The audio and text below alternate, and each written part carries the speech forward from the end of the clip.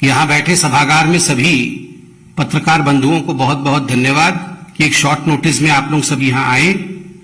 और आज मैं बताना चाहूंगा कि ये जो प्रेस वार्ता है ये जनसाधारण के लिए बहुत महत्वपूर्ण प्रेस वार्ता है। खास करके आप जानते हैं हिंदुस्तान और पूरा विश्व कोविड से लड़ रहा है और आज हिंदुस्तान जिस प्रकार से सेकेंड वेव से लड़के वैक्सीनेशन के माध्यम से आगे बढ़ रहा है, कुछ ऐसी राजनीतिक पार्टियां हैं और खास करके कांग्रेस पार्टी जो इस वैक्सीनेशन ड्राइव को डिरेल करना चाहती है, भ्रम का वातावरण तैयार करना चाहती है, भ्रम फैलाना चाहती है वैक्सीनेशन को लेकर, उस विषय में यह प्रेस कॉन्फ्रेंस है। बंधुगण, आज कांग्रेस पार्टी ने एक महापाप किया है। मैं इसे महापाप कहूंगा क्योंकि जिस प्रकार का भ्रम कोवैक्सीन को लेकर, जो भारत में निर्मित वैक्सीन है, कोविड का वैक्सीन है, उसको लेकर जिस प्रकार का भ्रम आज कांग्रेस पार्टी ने सोशल मीडिया और प्रेस कॉन्फ्रेंस करके उनके प्रवक्ता ने फैलाया है, यह महापाप है। अपने इस प्रेस कॉन्फ्रेंस में पवन खेड़ा ने जो बाइट उन्होंने दिया है टीवी में, और खास करके गौरव फांडी जो कि कांग्रेस पार्टी के नेशनल कन्वीनर हैं उनके सोशल मीडिया के, उन्होंने यह आक्षेप लगाया है कि जो कोवैक्सीन है उसमें गाय के बछड़े का सीरम होता है, उसमें गाय के बछड़े का खून होता है। मुझे बताते हुए बड़ा दुख हो रहा है कि जब हमने ट्विटर के माध्यम से, जब हमने सोशल मीडिया में इस प्रकार के प्रचार को देखा तो उसमें यहां तक बातें की गई थी कि काउ स्लॉटर करके, गाय और बछड़ों को मार करके यह वैक्सीन तैयार किया गया है। इस प्रकार का भ्रम कांग्रेस पार्टी फैला रही है। इससे पहले कि मैं कांग्रेस पार्टी के सत्य को उजागर करूं, मुझे लगता है भारत की जनता के लार्जर इंटरेस्ट के लिए इस भ्रम को त्वरित खारिज करना चाहिए और जो वैज्ञानिक विधान है उसको भारत के जनता के सामने तत्क्षणात रखना चाहिए ताकि किसी के मन में अगर रत्ती भर का भी कोई संशय आया हो तो वो संशय मिट जाए।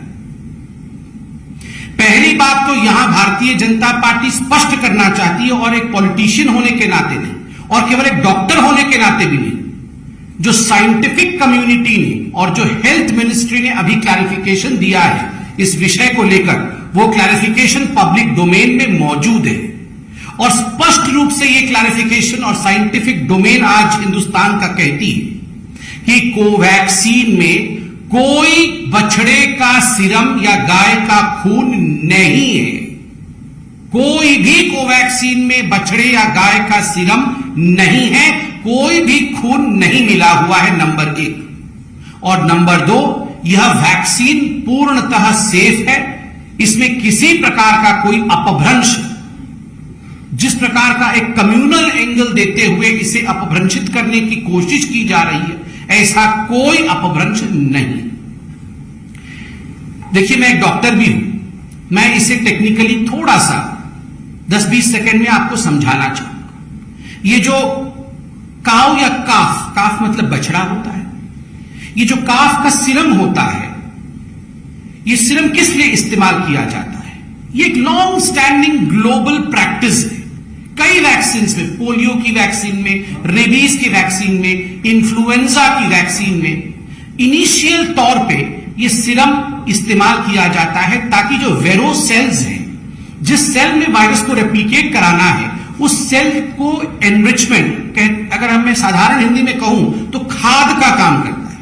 ये सेल जब ग्रो कर जाती हैं, वेरो सेल्स ये कहलाती हैं। इस वेरो सेल में बाद में जो कोविड के वायरस होते हैं वो वायरस छोड़े जाते हैं, कोरोना के वायरस छोड़े जाते हैं। ये वायरस इन सेल्स में रेप्लिकेट करती है और रेप्लिकेट करते समय ये जो वेरो सेल्स होते हैं वो संपूर्णतः खत्म हो जाते हैं। और एक महत्वपूर्ण बात, वैक्सीन बनाने से पहले ये जो वेरो सेल्स जिसमें कल्चर किया जाता है उसको अच्छी तरीके से धोया जाता है केमिकल्स के माध्यम से, ताकि उसमें किसी प्रकार से कोई सेरम का इंग्रेडिएंट नहीं रहे। वैसे भी वेरो सेल समय के साथ समाप्त हो जाता है और उसके अंदर जो वायरस रेप्लिकेट करते हैं उन वायरसेस को निकाल करके, उस वायरस को इनएक्टिवेट करके, क्योंकि ये डेड वायरस वैक्सीन है, उसको इनएक्टिवेट करने के बाद कोवैक्सीन बनाया जाता है। ये सारे विषय बड़े स्पष्ट रूप से टेक्निकली हमारे देश के बड़े वैज्ञानिकों ने समझाया और समय समय से समझाया। उसके बावजूद कांग्रेस पार्टी ने जिस प्रकार की उद्दंडता की, धृष्टता की, महापाप किया है, the Congress party has sinned today. ये पाप से और सिन से कम नहीं। करोड़ों लोगों को किस प्रकार से बचाना है, किस प्रकार से पूरे विश्व का सबसे बड़ा वैक्सीनेशन ड्राइव चला करके हमारे देश के प्रधानमंत्री नरेंद्र मोदी दिन रात एक करके इस काम को आगे बढ़ा रहे हैं। विश्व का सबसे बड़ा वैक्सीनेशन ड्राइव चल रहा है और कांग्रेस पार्टी का एक ही ध्येय है और वो ध्येय है Daryl the vaccination process of India. ये वही कांग्रेस पार्टी है, आप याद करिए, ये कांग्रेस पार्टी दो चीजों के याद रखी जाएगी, वैक्सीन हेजिटेंसी को प्रमोट करने के लिए और दूसरा वैक्सीन वेस्टेज के लिए। वैक्सीन हेजिटेंसी आप याद करिए, इसी कोवैक्सीन के लिए किस प्रकार के बयान कांग्रेस पार्टी के नेताओं ने दिए। मनीष तिवारी से लेकर बाकी तमाम जो बड़े नेता थे उन्होंने कहा ये कोवैक्सीन तो खतरनाक वैक्सीन है, इसकी तो जांच नहीं हुई है, इसके पूरे रिसर्च कंप्लीट नहीं हुए हैं, we are treating Indian people as guinea pigs. उस समय कहा गया कि इंडियन लोगों को, हम भारत के लोगों को गिनी पिग के रूप में भारत की सरकार ट्रीट कर रही है कोवैक्सीन देके। और उस समय कांग्रेस की सरकारें जिन राज्यों में, खास करके छत्तीसगढ़ की सरकार ने प्रेस कॉन्फ्रेंस करके कहा कि हम कोवैक्सीन नहीं लेंगे। पंजाब में भी आप देखिए, पंजाब की सरकार ने पहले कहा हम नहीं लेंगे, बाद में वहां तो वैक्सीन प्रॉफिटियरिंग होने लगा था। कोवैक्सीन लेते थे, कोवैक्सीन प्राइवेट हॉस्पिटल्स को देते थे, वहां से प्रॉफिट जेब में लेते थे। आप सोचिए जरा किस प्रकार वैक्सीन हेजिटेंसी को प्रमोट किया गया। वैक्सीन वेस्टेज, राजस्थान में, छत्तीसगढ़ में, राजस्थान में वैक्सीन, कोवैक्सीन को आपने लेके जमीन के नीचे गाड़ दिया, आपने उनको कचरेदान में फेंक दिया, आपने उनमें आग लगा दिया। So you have promoted, the Congress party has sinned right from the very beginning by promoting vaccine hesitancy and by promoting vaccine wastage. Apart from what we have rightly pointed out, profiteering from vaccine also in Punjab. People of this country are not going to forgive the Congress party for what they have done. और आज इस मंच पे से Bharatiya Janata party पूरी responsibility के साथ, जिम्मेदारी के साथ एक ही सवाल कांग्रेस पार्टी से पूछ रही है। आदरणीय सोनिया जी, राहुल जी, प्रियंका जी, आप तीनों ही कांग्रेस हैं। You three are the Congress. आप तीनों बताएं, आप तीनों ने कब अपना पहला डोज लिया और कब अपना सेकेंड डोज लिया है? क्या गांधी परिवार वैक्सीनेटेड है या गांधी परिवार वैक्सीनेटेड नहीं? गांधी परिवार कोवैक्सीन पर विश्वास करती है या गांधी परिवार कोवैक्सीन पर विश्वास नहीं करती?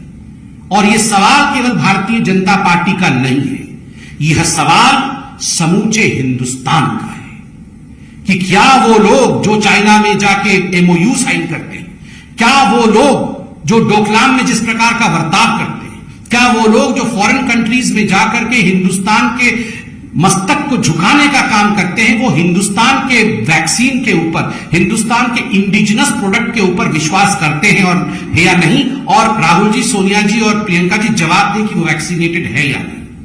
बंधुगण, आज से ठीक एक हफ्ते पहले रॉबर्ट वाड्रा, गांधी परिवार के एक और रत्न, उन्होंने भी कहा था कि लोग भ्रमित हैं, लोग जानते नहीं हैं ये वैक्सीन कैसे बनते हैं, इनका कॉम्पोजिशन क्या है, इनके साइड इफेक्ट्स क्या है। रॉबर्ट वाड्रा जी, आपके पास तो इतनी जमीन है, मेडिकल कॉलेज खोल के भर्ती होइए, वहां पर पूरा पढ़ के आइए प्रोसेस वहां से। जब कोवैक्सीन लॉन्च होता है तब कहते हैं हम कोवैक्सीन लेंगे नहीं, इससे खतरा हो जाएगा। जब पूरा पीक पे रहता है सेकेंड वेव तो कहते हैं हमारा कोवैक्सीन कहां है, हमारे बच्चों के कोवैक्सीन कहां चले गए। क्या मजाक बना के रखा हुआ है कांग्रेस पार्टी ने। और देखिए, एक बहुत बड़ा त्रासदी है पूरे विश्व का। इस त्रासदी में हम सब की आवश्यकता है कि हम साइंटिफिक बेंट ऑफ माइंड, वैज्ञानिक दृष्टिकोण के साथ आगे बढ़े, न कि इस प्रकार की बातों के साथ जो भ्रम कांग्रेस पार्टी फैला रही है या फैला चुकी है और जो आज हम डिस्पेल कर रहे हैं। मगर इसका सवाल जो हमने पूछा, इसका जवाब जरूर दे सोनिया जी, राहुल जी, प्रियंका जी और वाड्रा जी भी दे दें कि इन्होंने, सारे लोगों ने, चारों ने वैक्सीन लिया है कि नहीं लिया है, कब लिया है, कौन सी वैक्सीन ली है, कोवैक्सीन पे विश्वास करते हैं या नहीं करते हैं, ये सब जरा बता दें। बहुत बहुत धन्यवाद। कोई आपके मन में प्रश्न हो तो अवश्य पूछें। यस सर, 2 दिन पहले मैं IIMA के प्रेसिडेंट का इंटरव्यू किया था। उन्होंने कहा कि ये जो वैक्सीनेशन प्रोसेस है this should be speeded up और it should be much faster. With the statement that has come today, do you feel that this is not helping in the purpose of vaccination process and hesitancy that has been created from the group? see, number one, as far as the vaccination process, the speed and the scale in India is concerned, there's no doubt that India is in fact one of the fastest moving vaccinating country. Look at the size of this country. But despite this size, way India has moved ahead with vaccination is something which is quite applaud worthy. We should applaud India's vaccination process. Number two, as far as suggestions from various quarters that the speed should still be high, for that in fact the government of India has rolled out an action plan as to how the government of India is going to vaccinate most of the Indians by the end of this year, and we all are aware of it. We should have complete faith in the government of India's plan. As far as promoting vaccine hesitancy is concerned, I reiterate that present day's functioning of every person in India should be with a scientific bent of mind. And of course, when politicians who are great contributors as far as influence is concerned, when they come out and speak the way the Congress politicians and some in Samajwadi Party have been speaking, remember, there was time when some politicians said that this vaccine is not an Indian vaccine, this is a BJP का vaccine. And I will not take the vaccine. मैं तो vaccine लूंगा नहीं, जब हमारी सरकार आएगी तब हम vaccine देंगे. And then we had slew of Congress leaders who in fact did not show any interest in Covaxin. Rather they pointed fingers toward Covaxin. And of course today's statement, which is a sly attack on Covaxin, vaccine hesitancy would be promoted, which would not be fair for the vaccine drive of India. Thank you. दो सवाल हैं। एक तो है कि एक report आई है America से, अमेरिकन डिफेंस कोई रिसर्च संस्था, उसने अपनी रिपोर्ट दी है कि भारत में जो कोविड के कारण से जो परेशानियां थी, वहां पर एक एनजीओ हेल्पिंग इंडिया करके एनजीओ बनाया गया और उसे करोड़ों रुपया पैसा चंदे के ऊपर लिया गया। लेकिन भारत को देने की जगह पर वो पाकिस्तान में आतंकवादियों और हमास जैसे आतंकवादियों को पैसा पहुंचा दिया। अमेरिकन डिफेंस का एक रिसर्च है, पहले तो इसको क्या कहेंगे, भारत में चंदे के नाम पर भारत के उन्होंने आतंकवादियों को, और दूसरा ट्विटर के खिलाफ जो एक्शन सरकार ने लिया उस पर क्या कहेंगे? देखिए, पहले सवाल के जवाब में तो कहूंगा ये तो बिल्कुल चौंकाने वाला विषय है। जिस प्रकार से आपने अभी जी न्यूज के माध्यम से हमें बताया और बाकी चैनल भी शायद इस विषय को उठा भी रहे होंगे, ये चौंकाने वाला विषय है कि भारत में कोविड के लोगों की मदद करने के लिए अगर बहुत बड़े कंट्रीब्यूशन भारत के लोगों से लिया गया और बाद में उसको आप पाकिस्तान और खास करके जैसा आपने बताया कुछ आतंकवादी संगठनों की मदद के लिए ये पैसा डाइवर्ट किया जा रहा है, मैं बिल्कुल कह सकता हूं सरकार इस विषय का संज्ञान अवश्य लिया होगा। सरकार ने इस विषय की जांच होगी और किसी भी इस प्रकार के एनजीओ को या संगठन को बख्शा नहीं जाएगा, क्योंकि ये भारत के कानून के खिलाफ है, नंबर एक। दूसरा प्रश्न आपका ट्विटर को लेकर था। मैं सिर्फ इतना कहना चाहूंगा, आदरणीय आईटी मिनिस्टर श्री रविशंकर प्रसाद जी ने इस विषय पर गंभीरता से चर्चा भी की है, आज से पहले भी की है, इस पे आलेख भी लिखे हैं और आज उन्होंने एक सीरीज ऑफ ट्वीट के माध्यम से इस विषय को जनता के बीच में रखा है, सोशल मीडिया में रखा है। हम सिर्फ इतना कहना चाहेंगे पार्टी के नाते कि भारत का संविधान सर्वोपरि है। भारत एक लोकतांत्रिक देश है, इसकी एक महान परंपरा है और कोई भी संस्था जो चाहे देश की हो चाहे बाहर से आके भारत में व्यवसाय करती हो, सबके लिए यह अनिवार्य है कि वो भारत के संविधान और भारत के कानून का पालन करे। अगर भारत के पार्लियामेंटेरियंस भारत के सदन में पार्लियामेंट में कोई कानून पारित करते हैं, सभी का कर्तव्य है, चाहे वो भारत के नागरिक हो, चाहे भारत में बिजनेस करने वाले वाणिज्य की संस्थाएं हो, चाहे वो प्लेटफॉर्म्स हो, सभी के लिए अनिवार्य है कि उन कानूनों का जिनको कि विदित हिंदुस्तान के संसद ने किया है उसका पालन करे। और जो इसका पालन नहीं करेगा, स्वाभाविक है, जो हमारे देश के नियम है उसके अनुसार कार्यवाही होती है। हमें सिर्फ इतना ही कहना है। बाकी आईटी मिनिस्टर रविशंकर प्रसाद जी ने इस पर बहुत गंभीरता के साथ और बहुत विस्तृत जानकारी उस पर रखा है उन्होंने। सर, जिस तरह से गाजियाबाद की घटना हुई, वहां एक बुजुर्ग को पीटा गया, फिर बाद में उसे सांप्रदायिक दंड दिया गया, कैसे देखते हैं? देखिए, भारतवर्ष में एक ऐसा भारत को टुकड़े में बांटने वाला गैंग है, भारत तोड़ो गैंग है, जिनका एक ही उद्देश्य है, भारत में भ्रम फैलाना, किस प्रकार से भारत में विद्वेष फैले, धार्मिक विद्वेष फैले, दंगे हो और उससे वो राजनीतिक बेनिफिट ले। मुझे तो बड़ा आश्चर्य हो रहा है, जिस वीडियो के विषय में आप बता रहे हैं, उस वीडियो में जहां तक मैं जानता हूं, उस वीडियो की आवाज को बंद कर दिया गया था। उस वीडियो का कोई आवाज ही नहीं आ रही। जब उसमें आवाज ही नहीं आ रही है तो कुछ लोगों को उसमें से आवाज कैसे सुनाई देती है? नंबर 1। नंबर 2, बिना तथ्य को जाने राहुल गांधी जैसे नेता, जो कि एक मेंबर ऑफ पार्लियामेंट हैं और एक पार्टी के पूर्व अध्यक्ष हैं, उन्होंने कैसे ट्वीट कर दिया? कैसे ट्वीट कर दिया उन्होंने बिना तथ्य को जाने? तथ्य गाजियाबाद की पुलिस ने सार्वजनिक किया है और वो सबके नजर में है कि किस प्रकार से कोई ताबीज का विषय था, किस प्रकार से वहां कोई लेन देन का विषय था, जिसके कारण ऐसा हुआ। इस पूरे विषय को गाजियाबाद की पुलिस देख रही है, मगर we should all refrain from spreading fake news और गलत और भ्रामक न्यूज के माध्यम से विद्वेष फैले, यह करना उचित नहीं है। और देखिए, उत्तर प्रदेश में चुनाव आ रहे हैं। मैं आज इस मंच से बताना चाहूंगा, ऐसी बहुत ताकतें हैं, ऐसी बहुत शक्तियां हैं जो चाहेंगी कि जिस प्रकार से उत्तर प्रदेश में कानूनी व्यवस्था बिल्कुल सही तरीके से चल रहा है, जिस प्रकार से उत्तर प्रदेश विकास की राह पे आज आगे बढ़ रहा है, उसको डिरेल करने की पूरी कोशिश ये कांग्रेस पार्टी, समाजवादी पार्टी इत्यादि करेंगे। मगर उत्तर प्रदेश की जनता और भारत की जनता बहुत बुद्धिमान है, वो इसमें फंसने वाले नहीं है। प्रज्ञा ये नहीं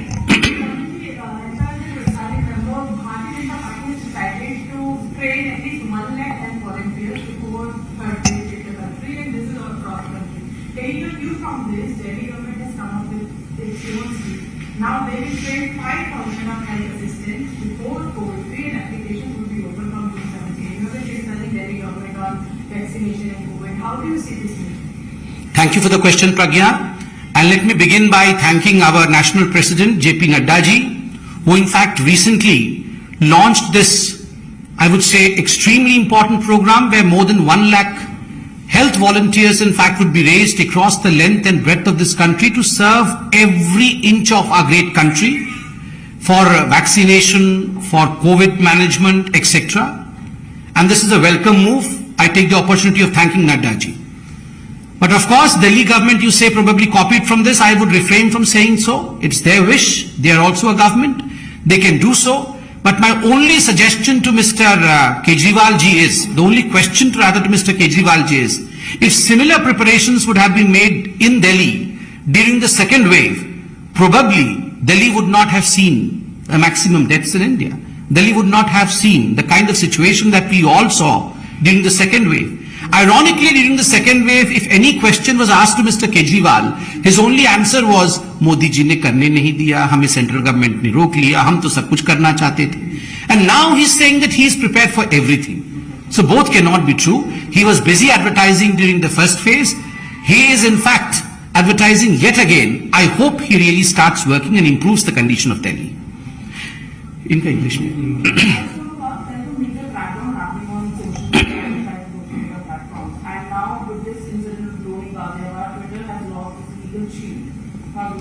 See, as far as this question on Twitter is concerned, we as Bharatiya Janata Party have limited reaction because most of the important technical reactions have been given by the respected and honorable IT Minister Shri Ravi Shankar Prasad ji.